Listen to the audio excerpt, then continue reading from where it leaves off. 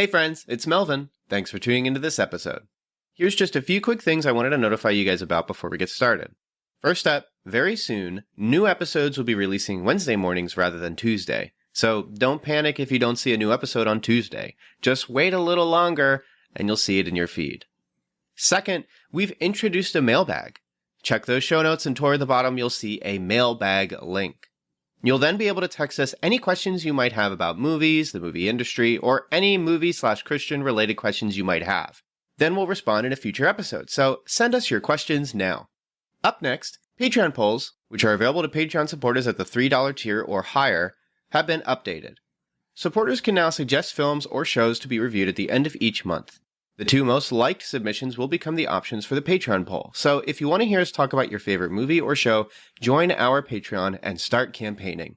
And lastly, whether you're a new or longtime listener, please consider writing a review or rating the Cinematic Doctrine podcast on iTunes and Spotify. Apart from financially supporting on Patreon, these are the two most helpful ways to support the show. And that's it. Enjoy the episode. You're listening to Cinematic Doctrine.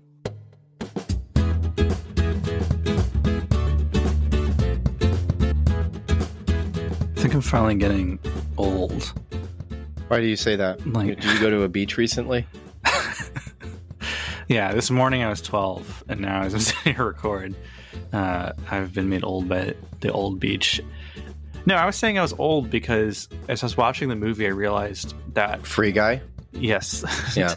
Yes, watching Free Guy, the topic of our episode. Thank you, Patreon supporters, for choosing Free Guy. Pig would have been really cool to talk about, but Free Guy was also pretty fun to watch. Not backhanded comment. no bitter. I could feel the sadness when you texted me like they picked Free Guy. Yeah, we both wanted to talk about Pig. Well, what's funny is I knew Free Guy was good. We're gonna put Pig in every poll from now on and just be like, please vote for it. I put Boys State from last year. I put it on twice throughout the year because I was really sad when it wasn't picked the first time, and then it was picked the second time. And then I went away to Impatient, so we couldn't do it. And so, dang it. I'll put Pig and Boys State on sometime next year. You'll put Pig, Boys State, Waves. Yes. Yeah. Oh, we'll just do Waves at some point anyway. I will only do it if it's a Patreon pick, Paul. No. I'm just going to put my foot down. Oh. You're going to have such a good time with it if you liked It Comes at Night. And if you like dramas, then you'll like Waves. It's Trey Edward Schultz, he directed it. But anyways, Free Guy, you're feeling old. Yeah. First off, Pig, great movie if you haven't seen it. It's beautiful. It's wonderful. It's cozy. It's so good. But it's a movie that smells good. I would disagree. Like just looking at Nick Cage, the whole movie, I assume the movie did not smell good. But so I'm an OG gamer. Please edit that out. I'm somebody who grew up playing a lot of video games, and that was not a lot actually. I had an interesting relationship with games, but point is, I was at one point the vice president of the video game club at my high school.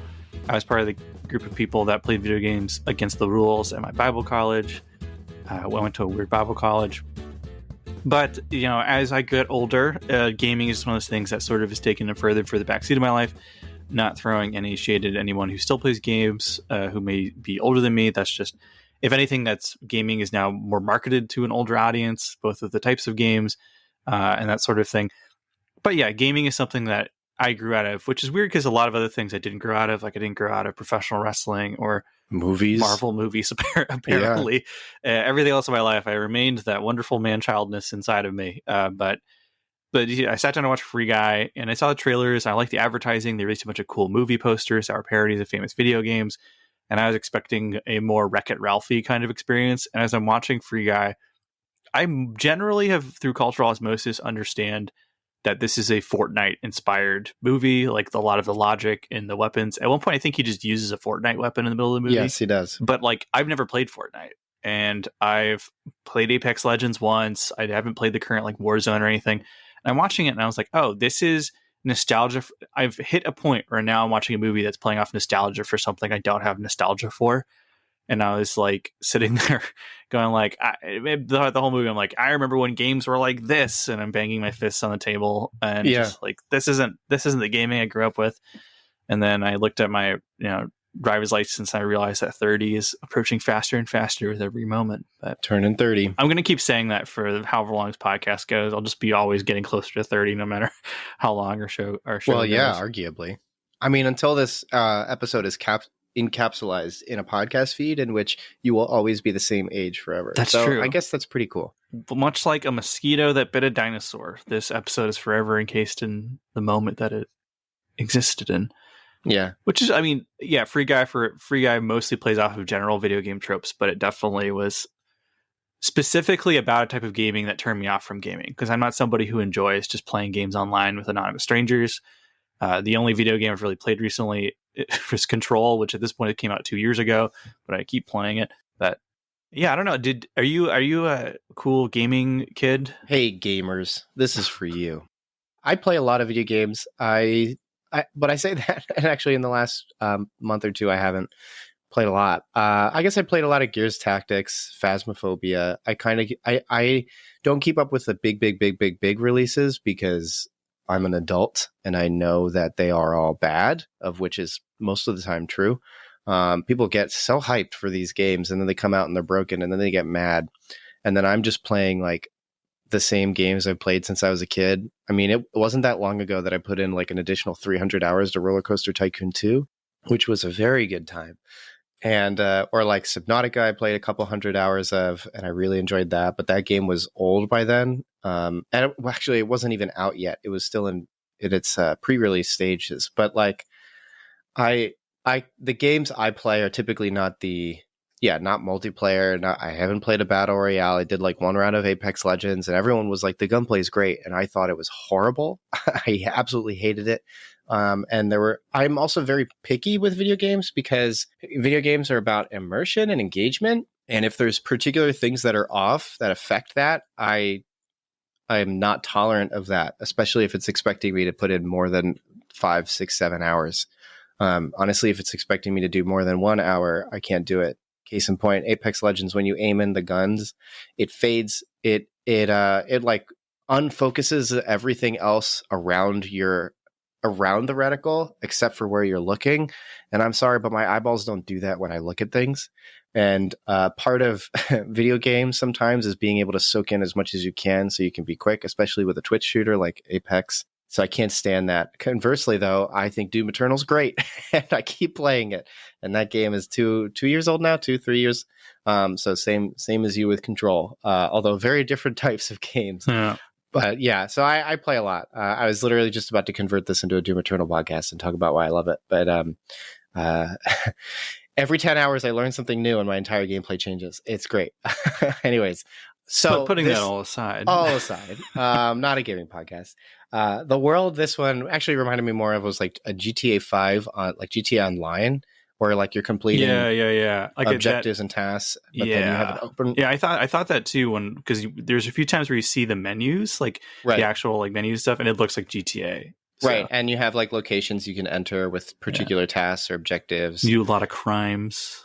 Yeah, and I'm just not into that style of gaming. I tried first off, I like playing games by myself. Yes. Unless it's co-op, then I like some of that. There's a couple games like GTFO that I wish I had more friends to play with because they're so hard alone.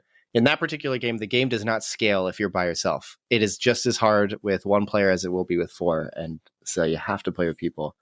Yeah, I like to play games by myself. I've tried Twitch streaming before, but you have to talk all the time, and I actually kind of like the leisure of just sitting back and playing a game and not talking all the time. There's a lot to this world of Free Guy that I didn't totally connect with, and then there's also some comedy that I really thought the movie was quite funny, but some comedy I wish was there that reminded me of old video game videos from YouTube back in the day, like Corridor Digital. One in particular where, like, do you remember the part in Free Guy when you watch the movie less than 24 hours ago, when they're chasing after Guy, both Joe Keery and his buddy are going after Guy, and one guy's a police officer, the other one's a bunny or a rabbit or whatever, and they're like, all right, we gotta go God mode, and then they like start transforming the like construction site, and so they can get to the top floor. Yes. Yeah. I remember a video, it was like a series of glitches but in real life, where the character was like it was Big Head Mode or whatever, and it was a really old corridor digital video, or maybe it was like, what was his name? Jimmy Wong. He used to do Guitar Hero videos, and then he did these really cool like shooter videos on YouTube. Yeah, I know what you're talking about. Doesn't he do Freddie Wong? He has a podcast now where they pitch screenplay ideas. That's actually pretty funny. cool. Yeah, it was one of them did a video, and then the gotcha joke at the end is then they do no clip, and it's so funny because the character basically just T-poses and then he just starts floating around and then he starts flying through like a highway. And I was like, how much funnier would it have been if Joe Keery and them were like, all right, time to go God mode, and they're building it up, and then they just immediately T-pose. They were just like floating around. Yeah, I would have lost it. It was both a gift and cursed in this movie that they actually didn't do a lot of like video game jokes. Yeah. They did the Fortnite thing is that they start vomiting IP everywhere, yes. Which I kind of didn't mind. Like it was funny to look in the background and see a Scorpion from Halo, or some like reskin car that looks like GTA, or and some of the gaming jokes were harder to find. Like there's like a guy in the background who's just rubber banding, which is in video games means we move forward, but then your server latency is so bad that the server thinks you haven't moved forward. So you rubber band back, like it snaps you back. And I thought that was clever. And so there was some stuff like that. To show my age, the one video game thing that really got a reaction on me was when he used like the Buster from Mega Man. Oh, yeah. I was like, for like a split gaming reference that I get. Yeah, or he uses a portal gun, but it looks like, I think it was one of the prototype portal guns that you can see if you look up the history for. And he uses Portal. He uses the gravity gun, which makes me very happy. From Half-Life. That was the stuff that I connected with. Because even though Half-Life Alyx is out, doesn't matter. Everyone still forgot Half-Life exists, even Valve. So it doesn't matter. Insert tired, I want Half-Life 3 thing here. But for real, really I do want Half-Life 3. I really do. I think Half-Life 2 is so good. I bought the orange box when it came out to continue dating myself. But it's so good. And the part 1 and 2 are decent enough. But man, Half-Life 2 plays so good.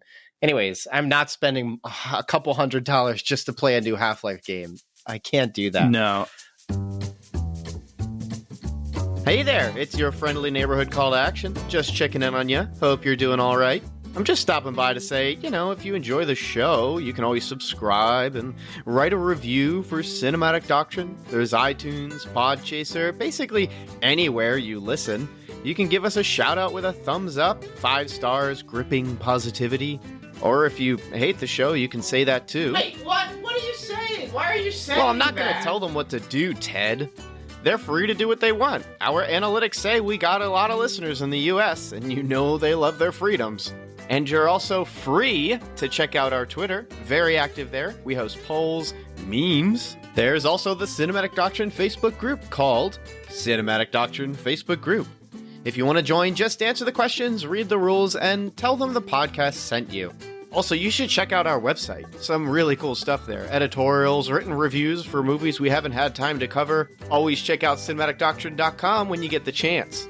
Oh, Ted also told me I shouldn't forget to mention the Patreon. Something about you can support us or something? Wait, Ted, I thought this was like a hobby thing. You want me to expand Cinematic Doctrine? You know this already. Right. Yeah, I forgot. I'm the one who put all this together. Yeah, Cinematic Doctrine has a Patreon. For as little as $3 a month, you can gain access to early uncut episodes of the podcast. Oh, and did I mention, you get to tell us what to do. That's right, each month you get to vote on a movie we discuss on the show. Anyways, I gotta run, so I'll see you guys later.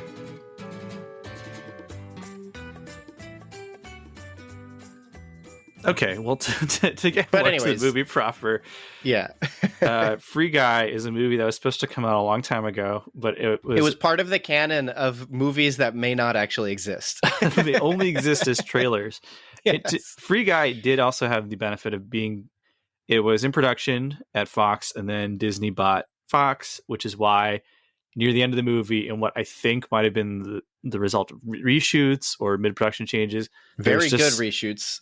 Because you don't really notice, but there's just suddenly a ton of Disney-owned IPs that just pop up in the movie. But anyway. And they're reused really well. At least I think so. I thought they were really funny. It wasn't gratuitous. Like, I think some of the things in something like Ready Player One, or even Ralph Breaks the Internet, for example, get a little gratuitous, where they just it's just a tour through things that Disney owns. Yeah. Or even the recent Space Jam movie, which is that, but for Warner Brothers stuff. But Free Guy is directed by Sean Levy, who has made a career out of directing pretty good family movies. He did Night at the Museum. He did Real Steel, which this movie weirdly reminded me a lot of in the sense that it's a pretty standard movie, but everything is the Hollywood machine works in this case. He also was one of the main creators behind Stranger Things, which is why Steve Harrington's likely in the movie.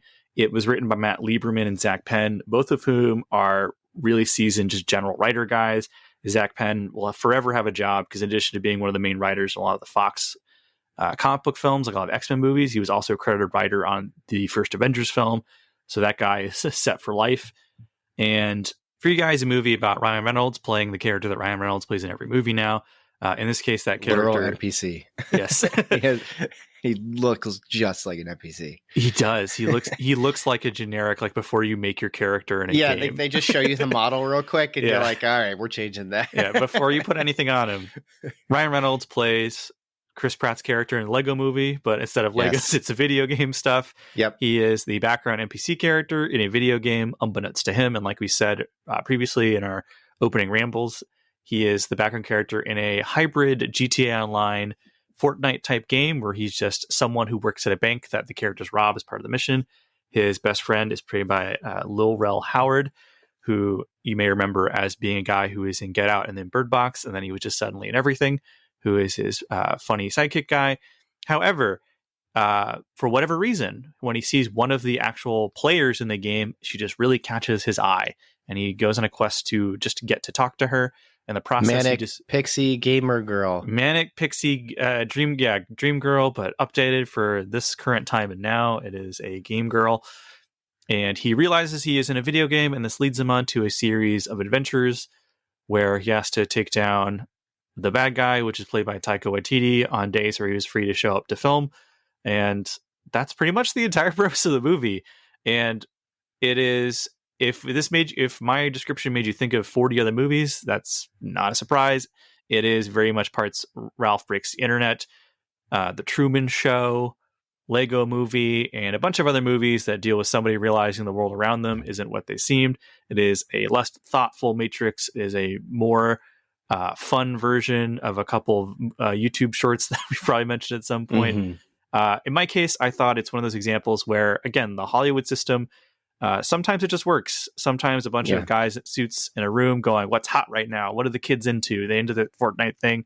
I'm assuming that some producer somewhere, his kid wouldn't stop playing Fortnite, and he said, I can make a movie about this. In this case, though, all the elements, I think, work together. They threw it all into a stew, but that melting pot came out in a story that I think is a little more engaging than I thought it would be. And I was pleasantly surprised by a few times they actually acknowledged kind of the deeper implications of its own premise. Granted, they never follow those threads to anything interesting, but it is a fun, crowd-pleasing movie that is really elevated by the fact that everyone involved is just really charming and charismatic. Ryan Reynolds, no one can be Ryan Reynolds quite as well as Ryan Reynolds can be. And I never found the movie particularly funny outside of a few jokes, but it was constantly amusing, and the action is fun. And they never overdid it with the video game references, or it just became just nothing. But at the same time, it didn't feel like a bunch of old people writing about a game. It felt at least someone involved actually had played video games, which is nice. So there's a lot of, like we've mentioned earlier, there's fun background details. Some of the mechanics of why they do something comes together really well. And the few times that they really break out and engage with their own premise, it's fun. For example, there's a scene where they're talking to somebody, and it just turns out that the person they're talking to is presently streaming themselves on Twitch. So funny. Before the scene gets really weird for some reason. Yeah. And I'll admit, there's a few moments where I was surprised at how, I wouldn't say I got emotional, but I was surprised how much something actually landed with me. So, well, if it landed with you, it made me emotional. So. I was also pretty unstable. So I was like, oh, just like, it's crazy, isn't it? I will say I was kind of actively dreading whenever this movie would come out, just because it, based on the trailers, didn't look like something I would like.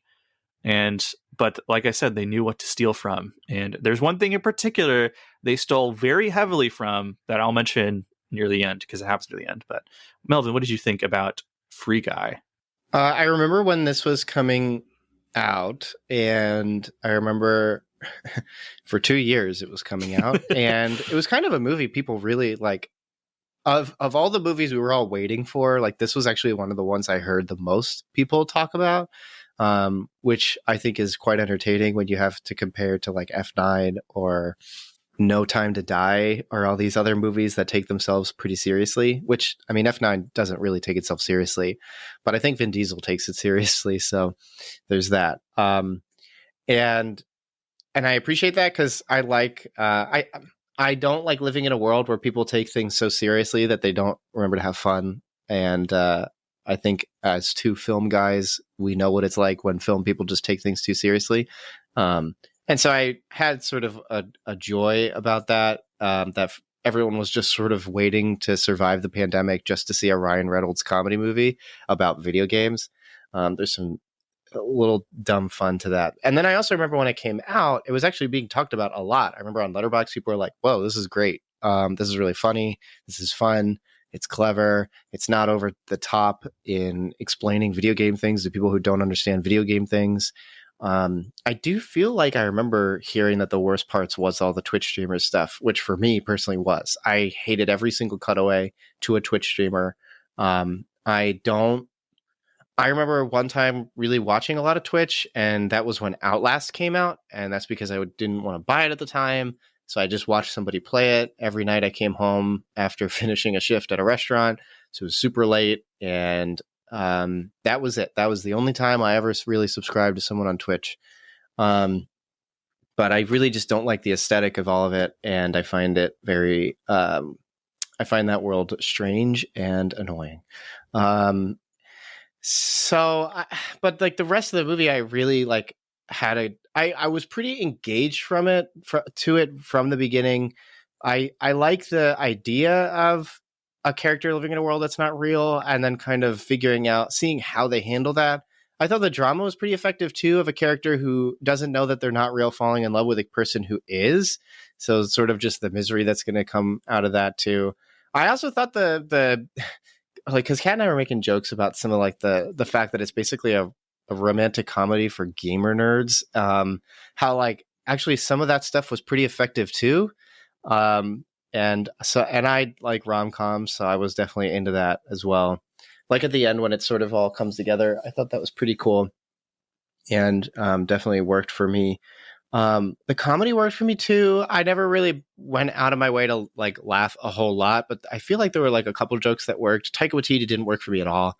I found him really annoying here. I would probably just say this is the worst thing I've seen him in. Yeah, I'd agree with that. Ever. Yeah. I think he's very, I actually thought to myself, I think they're doing what everyone tries to do with Nick Cage now, where they're just like, just be you, just be funny. Remember when you were funny as Hitler? Do that. And so it's like, okay, don't do that. Actually give him some direction, or else we're going to get something bad. And we did get something bad, and I didn't like it. Part of me wonders though, if since the evil corporation's called Tsunami, I was like, what did they know about Blizzard 2 years ago that we all now know about Blizzard? If you guys if anybody listening is keeping up with, because it's making national news, so it's pretty bad. Yeah, I liked it. I thought Free Guy was good. Like I said, I had known that it was decent when it was picked over Pig anyway, so I wasn't all that sad. I actually remember.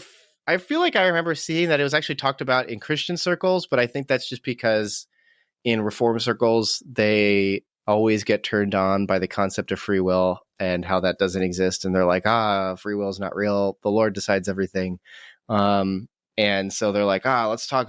Finally, a Hollywood movie. We don't like Hollywood, but finally a Hollywood movie that talks about stuff like this, which is pretty low hanging fruit if it's going to be about video games. But I do remember seeing a bit of that, and I guess I can pick up on a bit of it, but I don't know if you tuned into our last episode, or I guess his last episode, whenever that was, because we haven't recorded for like a month. What was the last episode?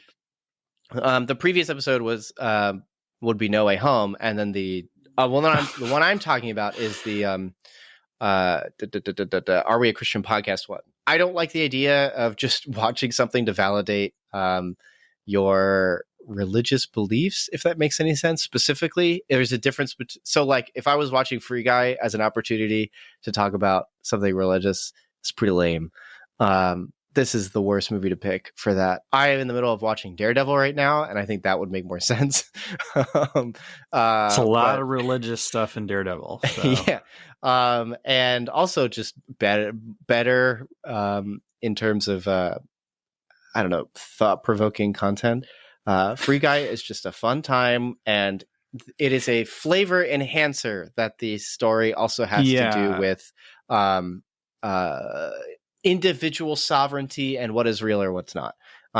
So all that to say is I enjoyed it. Like you said, all the pieces come together and it actually kind of works. It actually really works. I found a lot of it really worthwhile. I can see this movie being a fun one to just turn on if you're with your friends, which seems to be my 2021 yearly barometer for is this movie good or not. And yeah, so Free Guy is pretty cool. Thank you for picking it, Patreon supporters. And if you want to pick more movies, listeners, for us, just go to our Patreon, $3 a month at minimum. And you can also tune into early episodes, or at the very least uncut episodes, which typically release early. Are you ending the episode right now? Anyways, thanks for like and subscribe. Be sure to check out my Twitch. It is Cinematic Doctrine XX69420. You can always check out our streaming. We're going to check out the Miles Morales video game that just came out. I am very behind on whatever is out right now. Yeah, that did not just come out. I feel like, what was it? That was this year though, right? Was it last year or this year? I think at this point, no, that release with PS5 came out, but no one has a PS5, so the game's basically new. So it's also on PS4. So there's not really a spoiler section to get into. All I know is there is light. So to get into kind of, I guess, the more bones of the story, part of the events that set the movie in motion are the fact that the female avatar that Guy, played by Ryan Reynolds, sees is the avatar for I think her name is Millie. I'm bad at character names, but she and Steve Harrington were part of a small indie dev that were creating a game that I guess they just created self-sufficient, self-teaching AI and put in an indie game, and it wasn't a big hit. Which I don't know. You know, you never know what's going to catch on with me and audiences, because that certainly would catch my eye. It's Sims. They basically, because it almost has the same background as Sims. They made a Peter Molyneux game that actually works. But their pitch is they made a game where characters would literally grow and essentially gain sentience, is what that leads to, I guess. And you mostly just watch them. But I feel like I only learned that was the purpose of the game at the end, because I feel like when they introduce it, it didn't sound like you as a player did much, but it's basically Sims, but much more complicated and interesting. It's a cross between Sims and something like No Man's Sky, where you just sort of drift around amongst this world that exists. And I don't know, gameplay wise, that doesn't sound particularly engaging, but like it's a fake game. So we don't know what the gameplay is because there's no gameplay because the game doesn't exist because it's not important to the story. Check out our Cinematic Doctrine YouTube where we review life itself. We review the game that the indie devs and Free Guy made. That could be a podcast. We talk about movies with video games in them and we just critique the video game. We'll start with Sword Art Online, everyone's favorite. Oh my gosh. Yeah. I didn't hate Sword Art Online as much as everyone else did when it came out, but I also didn't like it, so I felt like I couldn't participate into the conversation because I wasn't. My favorite character dies in episode 3, and they're the only character that basically dies. So yeah, so like apparently Taika Waititi's character steals the code and he uses it to build this game. The downside is that the code is really effective, so a lot of all the background NPCs actually start learning and evolving and changing, which is cool science fiction. It's cool science fiction, and it's never really explored that much. It's only used as a thing to give the movie stakes, because near the end of the movie, where it's spoilers, the game itself is about to be destroyed for reasons that we'll get into. To cover up the fact that he stole the code from didn't properly license the fact that he's using their AI system. He just straight stole. And in a cool game moment, the reason that they can find it sort of is because he didn't do a perfectly good job of hiding it. It's still in the game. Oh, I liked all that. Yeah. Yes, which if you watch any YouTubers like Odd Header or something, or like there's a specific YouTuber who just finds things that are out of bounds. I think there's a couple accounts like that. Yeah. You're used to this makes complete sense. Like this happens all the time. Yeah, there's a scene in the movie when they're trying to confirm, they're like, there's a video clip that confirms that our world exists out here, but the video clip is hidden in the game because the game's so complicated and big. Like, why not? That makes it kind of interesting as a movie thing. And then when you see the clip, it's really kind of silly, which I think like this is where it works for people who play video games and are in that community and culture. Just guy going, whoa, what's that? You know? Yeah, and he's just jumping somewhere, and it's like clearly Twitch streaming, and then there's like something fading in and out. And I thought that was like a pretty cool, because like that's man, have I played video games that have weird glitches before? So yeah. And I've seen real versions of that clip where someone's just trying to like figure out a way to jump out of bounds, and you just see something in the horizon start to materialize. And unfortunately, in most cases, because gamers are the worst, it's usually something very inappropriate that a developer decided to hide. A routine thing. What was it? Odd Header covered it a couple times, where this one company specifically. Get a lot of shout outs this episode. Man, I have to catch up on his stuff anyway. But he was saying how this one particular developer, when making video games, you will toss in like fake textures or certain things to basically signify to the map editors, hey, this section's not done. Here's how you know. And this one particular company would just put a model of a naked man just like there, and it would just notify like anyone developing like, whoa, naked guy. Oh, I know why, because we're not finished developing that area. And then in a couple Odd Header videos, there's people no clipping, and then they're just like, ew, because there's just a naked person there. Oh man. And I guess it's funny because it's a naked man, because for some reason that's always objectively funny. It's blunt comedy, man. It's all that, you know, no setup or payoff. It's just a punchline, you know. I definitely prefer when it's something like, there's that weird thing where someone finally, like in an old racing game, they were like, what's the tech? Because there's just, you need to have textures just to have something there instead of just a blank space. Right. So there's like a billboard. Oh, yes. The classic. Like, I love it. Yeah. Sometimes like God takes away mommies and daddies, and sometimes I do, or something like really menacing. Yeah, and it's just what? And the guy was like, I don't know, I just need to put something on a billboard. So there you go. Those are the ones I prefer when they're scary, because it's like creepypasta in real life. Yeah. Like the classic Sonic CD. I forget the code that you put in, but then Sonic it plays like exe or something. Yeah, it plays like this song that's like real nightmarish, and then Sonic's top half of his face turns into like just a mustache, and like it looks real deformed. And there's a lot of video games stuff like that. So that particular plot point and how it's executed, love it. Totally works. Yep. I'm so happy. So I like in there's another type of movie that does this. It's not video games, but Kat and I were talking about it. It was like phone related, or maybe it was video game. It was, I think it was, because we were talking. It wasn't just you and me, but because we always talk about Serenity. But like, me and my wife, video game movie, the best, top tier. A video game movie that understands that most developers do put in naked men into the video games, but it's nice to watch a video game movie where whoever plays video games actually wrote it, because there's a lot of video game things in it that actually make sense. Or at least they talk to people who do, you know, just to fact they're check actual their journalists, stories. because most writers have to be a little bit journalists to get stuff realistic and right. And I really appreciated that. There's not a lot of video game exposition, honestly. I can see, like, if you had a grandparent watch this, their brain would just freaking melt, dude. They'd be like, "It's too bright. There's too many explosions." And then a child now with an iPad whose brain is already melted is like, "Yeah, I love the horse weapon." Actually, they would say default skin, cringe. Yeah, there is one detail where someone, I don't know if they're the set dressing person, but they maybe didn't fully understand it, but like there's scenes where someone's playing a game on PC, but like right next to them will just be a stack of like Xbox games, and it's just like, why would you do that? Like, why would you just be playing PC, but like, and then just put a stack of Xbox 360 games next to you? Or there's this streamer who just like, he's playing online and there's just a GameCube controller on his desk, like plugged in. Which That I could guess work. in theory, Yeah. maybe he's like, all right, now time to play Smash. And I got the adapter because that's the only way you play Smash Brothers or something. Right. But like, it's definitely someone's like, how do we tell the audience that they play video games? just like all gamers, they just have tons of video games in front of them at all times. I did So like the they're- mockery that they had for gamers, though, that they Yeah. snuck in for every now and Yeah, then. I mean, that was fine. The world's grossest sock. There weren't enough tissues in this movie, but there could Yes, be there's a handful of lines like that where they were just like, all right, let's make fun of gross gaming people, but more. when guy wants to make the joke, and she's like, "Whoa, please do not finish that joke." Yeah. Who told you that joke? oh, people in the game were just saying it, you know. He was just saying it. It was really funny. It made the other guy laugh when they were robbing her store. Don't ever finish that joke. Like, good. I like it. Good. Because man, isn't it fun to make fun of gamers? I love it. Yeah.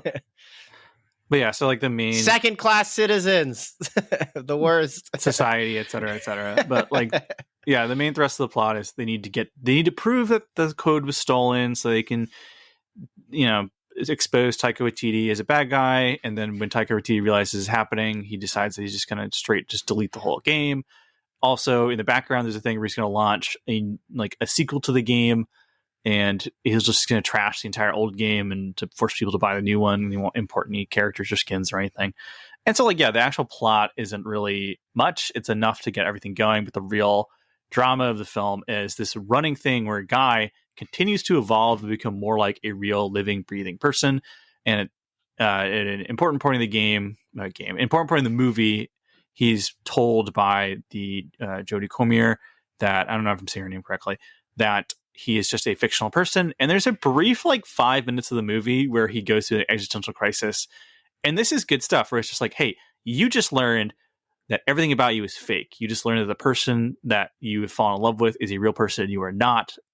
Like, the implication there being that this person you fall in love with won't be with you, but also everything that you've ever experienced is pointless and meaningless. If the world you live in is fake, what's the point of it? And he talks to his friend, and his friend, they actually have a good scene where he's like, what if everything we know is not real? What if this world's not real? And his friend tells him, well, right now I'm sitting here with my best friend and we're having a conversation, and that this is real. Like, what we're experiencing right now is real. And it is this sort of solipsism, I think therefore I am kind of moment where it is real in the sense that what you are experiencing right now feels real to you, and that's real enough. And that is an interesting philosophical point for the movie to try and make. And then it just kind of moves on from that moment. Which I'm glad it did. I have to say, if it kept on this stuff too much, it'd be too overly serious. Yeah, and I like how it handled it. I think the movie understands that what's within its grasp, where it's just okay, this is enough to give the movie some weight.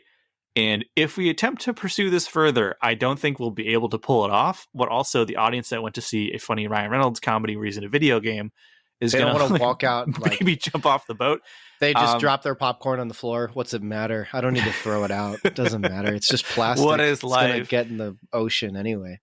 And, there's a part of me that wants more of that, because that's an interesting thing to do. But at the same time, the movie just kind of moves on to the next thing. And then admittedly, it goes this whole thing where Guy convinces all the NPCs to just revolt and not be NPCs anymore. And then when I can't put my arms down. Yeah, because he's so used to being stuck up. What if someone comes in with a gun? And everyone's like, ah. What if nobody comes in with a gun? Huh? Oh, that was a joke that got me when was it? There's really not that many bank heists. Yeah, and look, their world doesn't even have gun violence. Actually, that's actually a pretty serious problem. Some political commentary in there too. Yeah.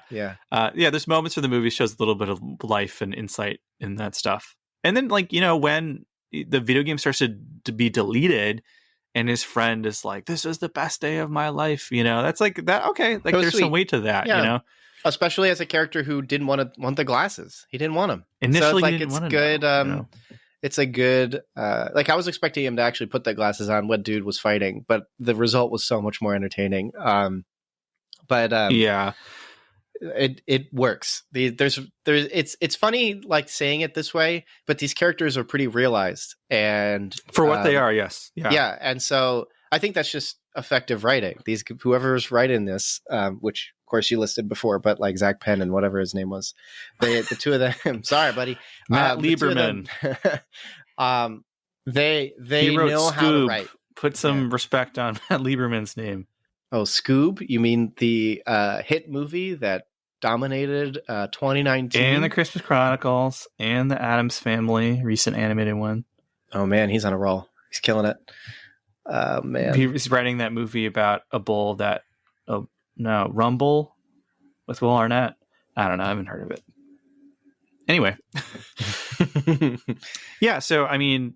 It's one of those things that's the weird thing about the movie is it flirts with so many big ideas that in theory would give us a lot to talk about, but it also doesn't explore them that much because that's not the kind of movie it is. So it does leave us in a position where we could freestyle and sort of extrapolate on it. But the weird thing is like it is these are themes and topics that other things have expanded upon. Like I don't know if you're familiar with the anime .hack/sign. Something I thought about a lot watching this. I have actually read like 3, I think the 2 or 3 volumes of .hack, and I did not like it at all. The initial, I think it was the first in the series, and I thought it was really lame. Yeah, and then Simone. Does it become serious? Because the ones I read were not serious at all and had no consequences and were very boring. So yeah, I just watched the anime, which is extremely boring. So. Okay.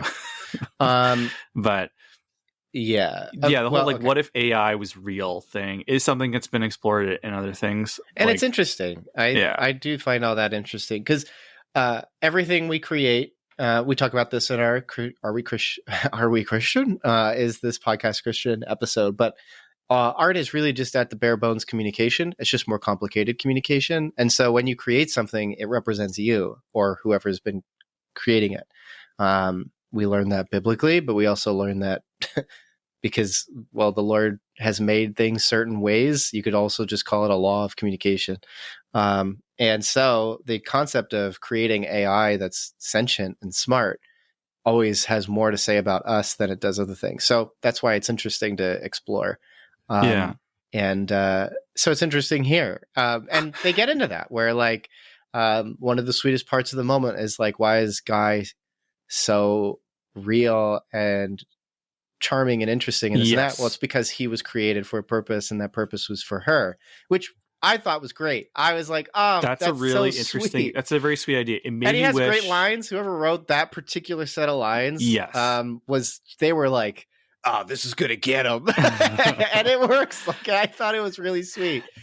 Quit typing his keyboard, cracked knuckles, and it's like, you did it again. Lights a cigarette.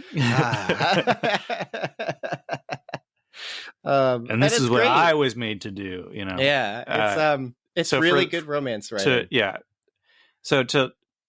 By far the most effective plot line of the movie is that initially we are not specifically told why Guy just suddenly wakes up from his being an NPC when he sees this woman, and then it's hinted at throughout the movie that the Steve Harrington character who is working on the game when he was writing the code is clearly had an affinity for his co-owner of the indie game dev.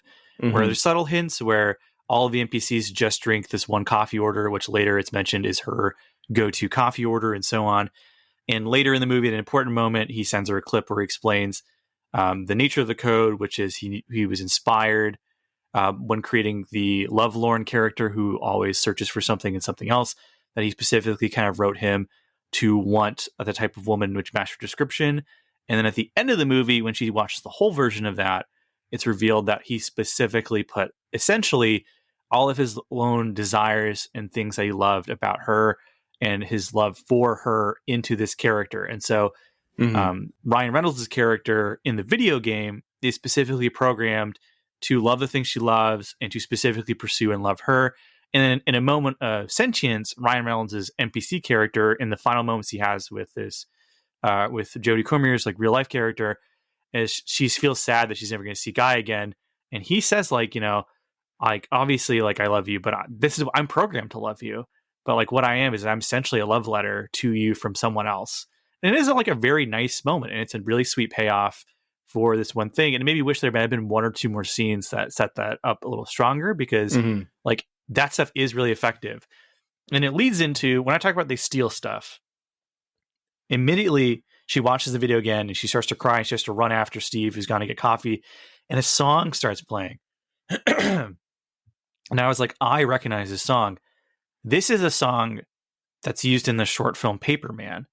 And then they just do the end of the short film Paperman. Which, have you seen Paperman? I know about it. I don't think I've watched it. It's a really popular animated short. It won a bunch of awards and stuff. It's one of my favorite animated short films. So I immediately recognized it's the end scene from the short film Paperman. And I was like, they're just doing Paperman. And then I saw it is just the song from Paperman. It's even in the credits. So they just do the end of the movie Paperman. So early recommendation, if you have Disney Plus, look up Paperman. It's an animated short film. It's a beautiful animated short film. It's only like 3 or 4 minutes. So watch that because that's a little better than this. But they just do that scene. And in my mind, I just thought of what's a short film I like that's really romantic? I was thinking Anima from Tom York and Paul Thomas Anderson. What if the ending was just Dawn Chorus? It's just like the saddest song in the world. Yeah. And then they kiss each other. That would have gotten me. That's what I'm telling you. Or that weird, what if they did a short film where it's just like a woman who's head down on the table and this camera zooms in on her and she lifts her head up and she says something like backwards and then the camera pulls away backwards from her. I don't know that one. Yeah, it's really horrific and terrifying. But yeah, so like again, this movie, it knows what to take stuff from. It's Tarantino-ish in that way where the guys just watched a bunch of movies and stories they liked and just put them all those things here and it all works. I don't know. Yeah, I think people listening to this episode want us to talk more about the nature of free will. But interestingly enough, the movie discards their own idea because at the end of the movie, Ryan Reynolds just goes, "Oh, I'm just a computer program." Well, it doesn't just discard it, but it's also they acknowledge it. Well, they acknowledge that like, yeah, I'm computer code. It's interesting, but I'm just computer code, and we live our lives here, and it shall go unexamined until the sequel, which apparently is in development. So who knows what Free Guy 2 will hold? Will they put Free Guy in other video games? Will he go into the real world? Yeah, if it made bank, then maybe. Will it be a Roger Rabbit kind of movie? Who knows? A metaverse movie. I mean, that same comment. I was like, what if they do a thing where like a thinly veiled jab at Mark Zuckerberg bought the Free Life or whatever Free Guy game is, and he like everyone gets to VR in, and then he starts traversing through social media, and then maybe they'll do the scene from Wreck-It Ralph 2 where if Guy just sees a bunch of negative comments about him just scrolled across the screen. How did you feel about the whole thing where Guy goes viral? So this made me think of kind of like a 80s independent movie where someone who doesn't know how the real world works makes their own world and then you just accept it for what it is. So I like the idea that like everybody just plays this video game. And universally all the streamers, everyone all over the world, this is the one game they play. Yeah. And so it's not just that they're talking about Guy in like gaming circles, but he's actually like on the news. He's a Jeopardy question. Yeah, Jeopardy R.I.P. question. Alex Trebek. And so like I thought all that was silly, but I thought that was part of what made it fun. It's not, Trebek doesn't just ask like the question. He like turns the screen and goes, "Who is Guy?" And it's like, when did Alex Trebek do that while hosting Jeopardy? Where he would look at the screen, look at the audience, and ask them like pointed philosophical questions. Maybe this is his last message. Yeah, This is his Ready Player One moment. Yeah, he's like, "Yeah, Mark Rylance," and then he just like walks into the background. He's like, "Are you the creator?" Yeah, we're gonna see him in Heathers. It's on Good Morning America. This guy, you know. I think the movie does make some interesting points just in the nature of what it means to be a thing that exists. But yeah, I mean, for me, it's that the idea of like, well, what if everything's fake just seems silly to me. Because I think his friend is right. It's like, well, I mean, I still feel things. It doesn't really it doesn't affect his life that much, actually. When you think about it. This is going to be funny just because I'm ready to laugh. Watching this now, and I know you think it's silly, but I'm watching Young Rock right now, and my favorite repeated joke is that every time someone says wrestling is fake, it's like it's the most the worst thing you can say at all.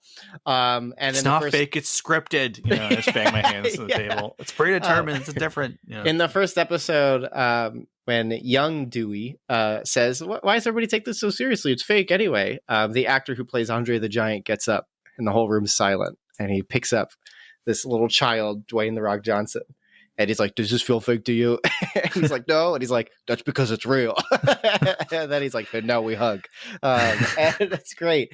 But that's because does it feel fake? Like, obviously it's real. Like, it's just like, whoever wins and loses and whatever is predetermined. But I mean, I'm seeing movies and they're touching me in a certain way, so I think it's real. Yeah, I want the sequel to be like, does Guy have a soul, and to really get people going? And does Guy get to go to heaven if he gets killed in the game? You know? I like how they have the sequel is what was that gaming movie from like a couple years ago that got seriously nerfed? It was going to be rated R, and then it got PG-13. Yeah. Stay Alive or Stay something. Alive. Yeah. More fascinating history. Got Event than Horizon. Yeah. Yeah. Well, Event Horizon was still rated R, wasn't it? Yeah, but I know it was seriously nerfed, but and I think it's lost too. Isn't that extra content lost somewhere? I think both. I think both Stay Alive and Event Horizon. There's been attempts to like restore them, but they haven't been successful. I don't know if it's because everything's totally lost, like the studio just got rid of the footage, or if it's in some private collector's collection somewhere, which happens a lot. It's an NFT. the worst timeline that we could have had is that they're all NFTs now. It's gonna be like that guy who bought like the one Wu-Tang Clan album, and then he's like a Shkreli. Well, he got Martin arrested Shkreli. and he actually had to give it to the government, like part of their claims for There's money. just some FBI agent bumping Wu-Tang. Like, and now that's also getting turned into an NFT. We are in the worst timeline. Oh, jeez. So anyone who has like stock in that particular company actually gets access to the NFT. So that's the only way. Also, I think I've heard that like he streamed it on Twitch. Also, again, worst timeline. He streamed parts of it, and people were like, "Oh, it's not even that good." And so it's not even the original lineup. So I don't know why we were hype. He also owns like some Nirvana demos and stuff too, or something. Yeah, maybe not anymore, but who knows? Whatever. Who knows? But yes, the movie does like to it flirts like with I all these mentioned, ideas. It flirts with them. Interesting ideas, but I also think the answer it has is reasonable. Like I'm still living in a real like regardless of what mode this world is, it doesn't change my experience. This is why I find this is our biblical introspection. Just get what you want, Dan. Fine. Not just get what you want, Dan, but also listeners who apparently need to get their Christian validation through a podcast that talks about their movies. That's not what they want. I know. We are talking about a movie about a guy who's learning to like go against his very nature / become who he's meant to be / Well, so my answer is I actually think the answer the movie gives is reasonable enough because the problem of the fallen world is not are we living in a real world or not, and do we have free will? The problem is sin and whether or not we believe God loves us or not. Because when Satan comes in to tempt Eve, he immediately puts Taika Waititi type figure. Yeah, just picture specifically Taika Waititi playing this character.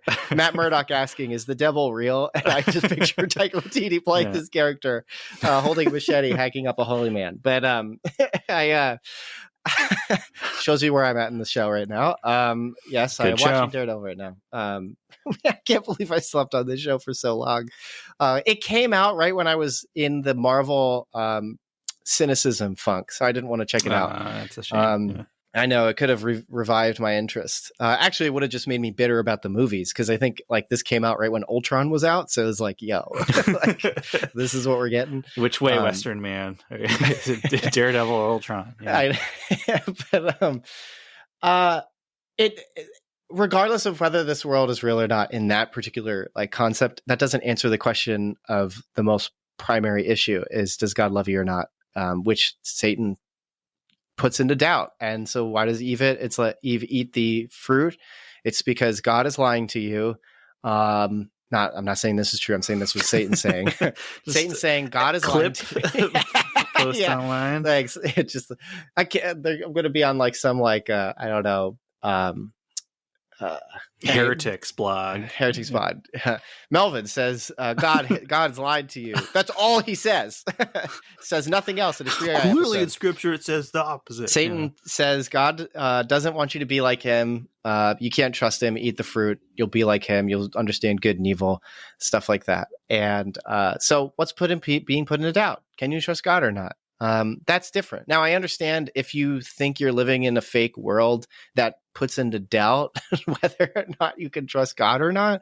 But that's not the primary problem. And so And also, I think that problem is easily solved by pinching somebody. It's like, hey, did that feel real? Yeah. Well, then that's going to change how you live this world. You're going to try not to get pinched anymore. Like, that's different.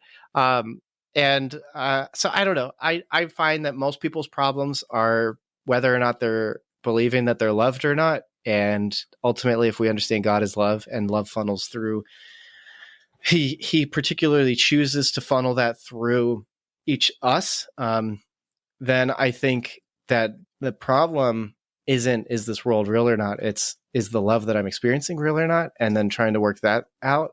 And the movie doesn't really get into that because at the end of the day, the love was real.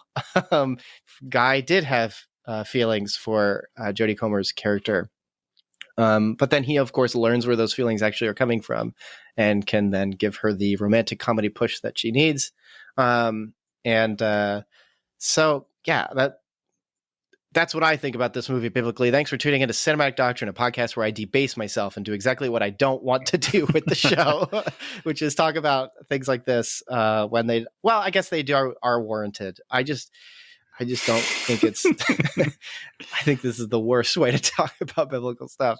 I would rather talk about another show or another thing and do that. But what do you think about this idea? Well, okay. I don't know. My final thought on that is like, I think it's 2 Peter in the first chapter when Peter's listing off becoming more like Christ, and it's like a series of 7 things.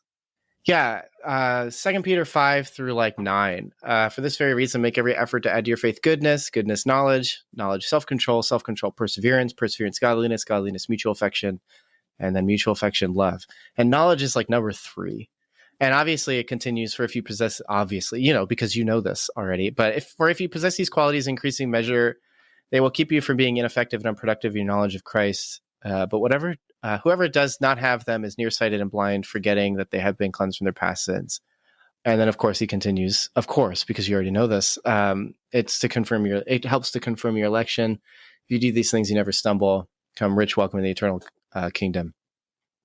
Knowledge is like number 3. So knowledge of whether or not the world is real or not is not necessarily your main focus. And I think sometimes the reason people want to hear other people talk about concepts like this is to validate their knowledge, not so that they can have self-control on when to talk about these things, persevere in that self-control, be godly, have mutual affection for one another, and then at the end of the day, love, which if you read through the New Testament, you'll find that love is huge and basically the most important thing.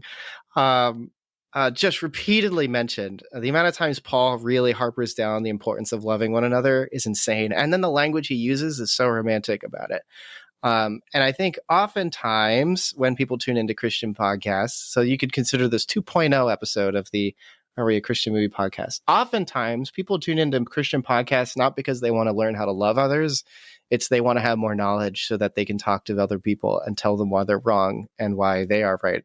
And they essentially turn Christianity into secret knowledge.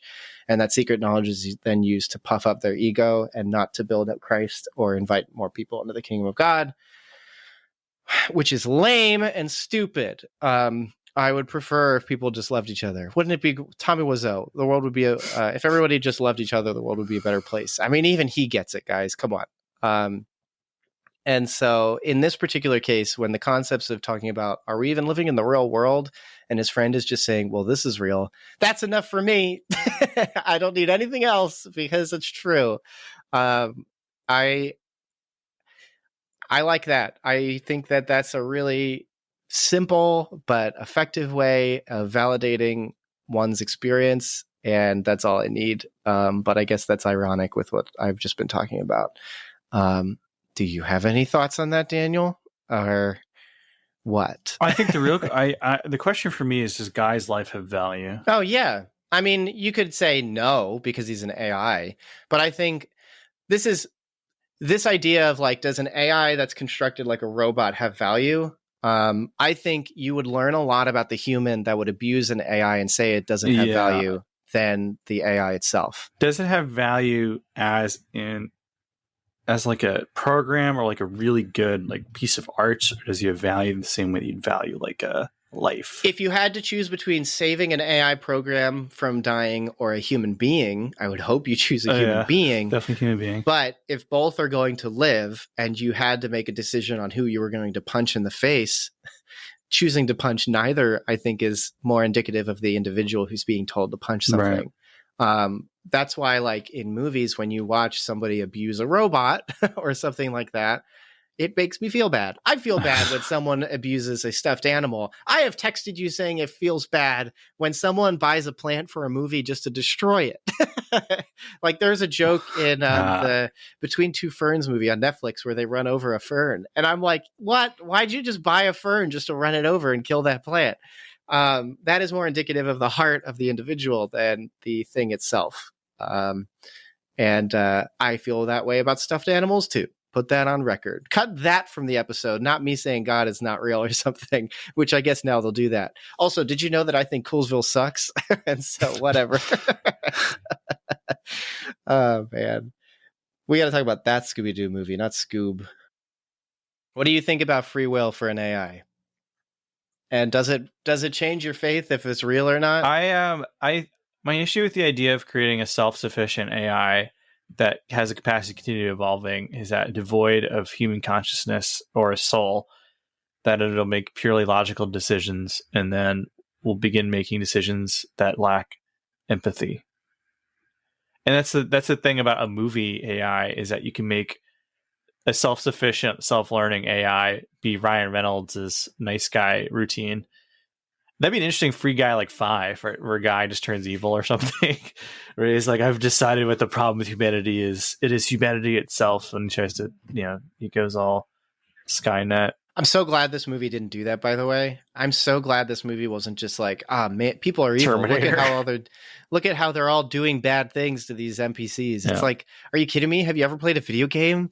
Like, it's not that you're purposely doing bad things. It's just, we didn't know that you were some miracle of science. Our bad. That's why all the Twitch stuff sucks. The worst one being, I kind of want to treat NPCs a little differently. It's like, are you kidding me? NPCs are in the way. That's the whole thing. This isn't an indictment. Like, I don't know. I guess whenever they make an Undertale movie, we can get into that more. But like, which is the purpose of the game. Like, that's what makes it different too. Like, games make you think about things. Like, this made me think of Soma in certain ways. If you ever get around to playing that, which I think you would love. Okay. What is how does this rank among video game movies for you? Obviously Serenity is number 1, but how does it rank outside of that ranking? Serenity's definitely, every time I think about that movie I cry laughing. Actually, we went to a friend's house and I started to remember it and I literally started crying. I couldn't talk about the movie. It was so funny to me. Oh my gosh. And I'm like, I'm saying you can never guess what happens. They're like trying to guess. I'm like, you'll never get it. You'll never get it. Based on the trailer, there's no way. We watched the trailer and okay, now what happens? That's a fun party game. Play the trailer for Serenity and ask people what they think happens the last like half of the movie. Yeah, they'll never get it. Oh man. And like there are scenes in the trailer that they show like him he's at like the red light and he's revving the engine. He looks real serious. And I'm like, you'll never know what's actually doing that. Guess what the context of this scene is. Serenity is the best movie that's come out in the last 20 years. I love that movie so much. Absolutely fascinating theater experience. So you can have your Marvel movie, people cheer over and over again. I'll take opening weekend Serenity. Half the audience is like film Twitter people who are like, yeah. And I had like Movie Pass. I could have seen it opening weekend. I just didn't. The number of people who are like, there's certain points of that movie where people, I can just hear like couples like leaning over and whispering to another, going like, what is happening? Is this like, and then there's like a group of dudes in the back going, yeah. Like, this is the best movie I've ever seen. Oh my gosh. All right. Yeah, this one ranks as a pretty good one. Okay. I haven't seen actually a lot of have you seen you haven't seen Doom? I've seen Doom and I thought that was pretty lame. I did not see the new Doom Annihilation one, but I know that's supposed to be pretty lame. Did you see the Tomb Raider movies? I did not see the Tomb Raider movies. See Assassin's Creed? I wish I went on the Tomb Raider ride before it had the licensing passed and they had to change it. But I heard that was pretty great. Thank you, Defunct Land. Check out Defunct Land. Good, now yeah, I have good I channel. finally have my recommendation for this episode now. Okay. Okay. Did you see? I've Prince of seen Super Persia Mario movie Brothers starring movie, Oh, jeez. and I like that one. I thought that was fun. That movie had such a weird like reappraisal. Like it went from being like the movie that caused Nintendo to never make movies ever again until I guess Illumination gave him $1 billion. Well, it's still true, and Illumination's about to do it again. No, speaking of Sonic the Hedgehog 2 trailer, nice. Can't wait for that one. Yeah, I'll admit, like listeners, you've heard our episode on Sonic the Hedgehog. I did not like that movie. I thought it was aggressively annoying and stupid. I pulled a Deer Evan Hansen with that one too, where like the movie I was watching was not the movie. This may shock you, but it's not. But yeah, when I go to movies, every time we disagree on something, he just goes and bumps up Halloween Kills' rating somewhere. It just. Oh man, David Gordon Green cries. It's just like he's like, finally someone. And there's an extended cut of that movie now. I'll give it a 5 out of 5. Just you wait. Yeah. I went to go see Santa Claus Conquers the Martians with my wife at a special screening for a theater that is the longest operating theater in the United States, actually. And they revamped the theater during like 2021 COVID year, and it looks beautiful. And we went in tinfoil hats, and people really liked that we were wearing tinfoil hats. And I kept telling them, we're about to see a movie that you can't see. And I feel like I take a tinfoil hat every time I go to the movies because I seem to watch movies that nobody else sees. And Sonic the Hedgehog is one of them. But yeah, I think Free Guy is pretty much up there, even though it's a fictional video game. I think it's up there because it's actually has the logic of a video game. It's written by people I think who play video games or are actually good writers because they're also journalists and they know how to at least talk to people who play video games. And even the digs that they make on gamer culture are accurate. But yeah, I thought Free Guy was overall it is an enjoyable family popcorn movie thing that has a little more depth to it than I think you probably expect. I felt similarly about Sean Levy's other film, Real Steel, where it's a movie that like it has the ingredients to make it a little bit better than you expect. In that case, that movie just had really great robot designs and fun robot punching each other stuff. So, I mean, Sean Levy, yeah, he's got his groove. He makes widely accessible, entertaining films that are, satisfying film experiences. You're not going to think about Free Guy 2 weeks from now. People pretty much...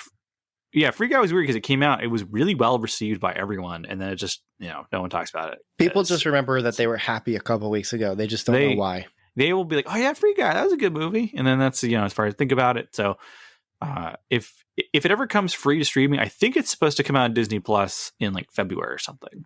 So, whenever it hits streaming, it's worth the watch. Yeah, I'm still trying to figure out what their like 20th Century Fox stuff is, where it's supposed to go. Yeah, now it's just 20th Century Studios. Well, my bad. Sorry. What do you got for recommendations, Dan? Recommendations? Oh man. First, as far as my, I'm going through, as I mentioned before, I'm going through the Book of Revelation, and we're wrapping up our section talking about the churches. But if you're getting into the more end timesy interpretation, views of things, a good commentary for that is Revelation 4 Views, a parallel commentary, and it's edited by Steve Gregg, and it presents the 4 main views and schools of interpretation for the Book of Revelation. That is the historicist, the preterist, the futurist, and the spiritual interpretation of the Book of Revelation. So it gives credence to those 4 main views of the end times. And so you can figure out if you're amillennial, premillennial, etc. It gives a good weight and balance to all 4 views. It doesn't particularly favor one, although my father, who's read the same commentary, has a different feeling on it. He says it favors one particular view. I'm not sure which one though. So far, because I've mostly, like I said, I've mostly been going through the churches. But it is a solid Revelation commentary. It's a good one just to have on your shelf. Theoretically, if you've done this for a bit, you're going to have your own view. You're going to have your own leaning, and so you're going to predominantly buy authors from that one school of thought. But if you want to have just a good general, at least get an understanding of the other views, this is a good one to have. My recommendation is going to be Defunct Land, a really, really, really, really, really great YouTube channel. Daniel, please tell me you've watched Defunctland. Oh, of course. Good. Okay. This is like most YouTube is kind of the worst, but every now and then there's like a channel that's amazing and accessible to literally everybody on the planet. And Defunctland is that channel where the premise is initially was started the first season. I forget the guy's name. Something Perjurer? What's his name? I forget his first name. Kevin Perjurer. And his persona was Brad Pitt for some reason, which I obviously changed because I think he wanted to brand Defunctland. And he would talk about rides that didn't exist anymore in theme parks and how they were made, how they were developed, the mind behind it. The first season is really is a lot about roller coasters. So you learn a lot about roller coaster manufacturing, which is really, really cool. And like certain companies that made like what made them really good at particular quality and types, and then also what companies were really cheap and made just rides real quick and stuff. It's fascinating history. And the idea was they were going to make a digital theme park that had all of these rides in it still. So you could go back and kind of see them and digitally enjoy them. And then as the series continued, he just started getting into crazier topics, all built around theme parks and entertainment stuff. So not just theme parks. So there's a section where he talks about Disney expanding into not like theme parks, but like fun places. I don't know, like in cities where like you could go to this particular like location and it would just be like a mini Disney theme park in New York or PA. And really, really fascinating stuff. You learn a lot about Michael Eisner and his tenure as like Disney CEO or whatever he was. I don't remember the title. There's several seasons now, all very great. Apparently he's got this video on how they develop FastPass, and I've heard it's one of his best, absolute best episodes of the show. And I haven't checked it out yet, but I look forward to. Defunctland is amazing. I absolutely recommend it. Definitely binge worthy. Doesn't matter what you're into. I think you'll all find it fascinating, especially if you're also just a theme park / Disney theme park person. Like this is an amazing show to tune into. So check out Defunctland. What kind of fun recommendation do you have, Dan? First, I'll mention that like Defunctland is a good example of something that may not even sound like something you're into, but it's so strangely like engaging. Like you just like, I'm not a huge theme park person by any stretch, but I just started watching him one day and I found myself like I watched like 30 or 40 videos suddenly. It kind of like he came out right when education YouTube was becoming huge. Like there's Tier Zoo, which is a gamer themed and gamer jargon perspective on animals. And the guy's clearly loves video games. And then he also loves zoology and like all of that. And so he talks like he has an episode out right now called like Are Horns OP? And so that he's just going to talk about the science behind horns in animals and stuff. Defunctland came out just in time, and I just think education is really fascinating. So it's great. It's great stuff. For my, I guess you call it fun recommendation, I'm going to recommend the 2 novels of a writer named Stephen Hall. Now, my interests, I've found that I tend to like books that are a little metatextual. I like things that are kind of in the new weird genre. I was that guy who read House of Leaves in like high school. Hey, I did too. What the heck? I read that in high school. People were really annoyed. But Stephen Hall writes books that, if you're kind of like that, or like I keep mentioning the video game Control, which I really enjoy. So if that's kind of your thing, I recommend his 2 books. He's written, since 2007, he's only written 2 novels. The first one is called The Raw Shark Texts. It is a very strange book, and it's real weird. I recommend reading it. I read it during the early months of the pandemic, and lucky me, he wrote that book in 2007. And very suddenly in 2021, he suddenly came out with his long-awaited second novel called Maxwell's Demon, which I've started. I have not really gotten too deep into it, but both are really weird and really good. If that's your thing, if you like things that are a little offbeat, if you like things that sort of play with the medium itself, I highly recommend both. And I just realized this the other day, looking into and preparing for my recommendation. He's rarely written the stories for several video games, including Crysis 3 and Battlefield 1 and 5, which is very weird. He's written like radio plays in Britain And if you go through what he's written, he's also written some video game stories on top of 2 novels I enjoy. So It's cool. Interesting body of work, Mr. Stephen Hall. So that's my recommendation. Thanks so much for checking out this episode of Cinematic Doctrine. If you enjoyed this episode, consider leaving a review and subscribing to the podcast. And as mentioned before, Cinematic Doctrine has a Patreon. For as little as $3 a month, you're opted into a once-a-month movie poll where you decide a movie we discuss on the podcast. There are other unique benefits that come with supporting the podcast, so be sure to check that out at patreon.com/cinematic doctrine. A special shout out to those who support at the Art House Theater tier on Patreon. Thank you so much, Mom, Dad, Melanie, Shirleyan, and Thomas. You guys are the best, and your continued monetary support is greatly appreciated. Until next time, stay cool. Want some Cinematic Doctrine swag? You're in luck. We've got 3-inch Cinematic Doctrine logo stickers exclusive for Patreon supporters. Perfect for your travel mug or laptop. Head over to patreon.com/cinematic doctrine, link in the show notes, and choose the independent theater tier. Doing so will net you other perks too. But let's be real, the podcast stickers are the coolest perk. So get yourself some podcast stickers by supporting on Patreon.